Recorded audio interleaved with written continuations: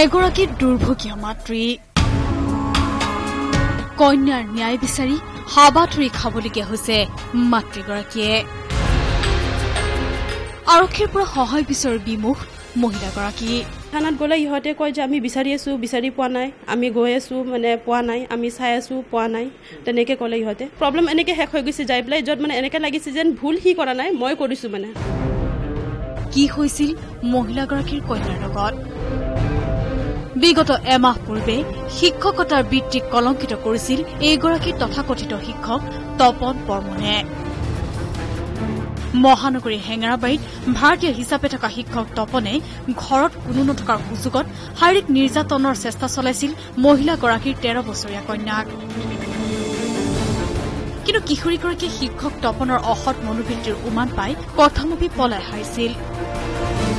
ইপিনে নিজৰ বিপদৰ উমান পাই শিক্ষক তপনে লগে লগে ঘৰ এৰি পলাই হাৰে যদিও কিছু সময় পিছতেই কিশোৰীগৰাকীৰ পৰিয়ালে লম্পট তপনৰ বিৰুদ্ধে দিছপুৰ থানাত ৰুজু কৰিছিল গোচৰ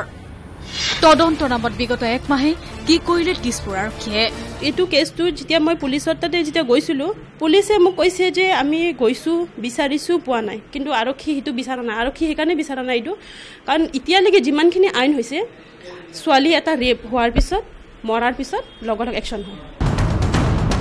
দুৰ্ভগীয়া মহিলাগৰাকীৰ অভিযোগ তদন্তকাৰী বিষয়াৰ হেমাহিৰ বাবে বিগত এমাহে জালত পৰা নাই লম্পট তপন বৰ্মন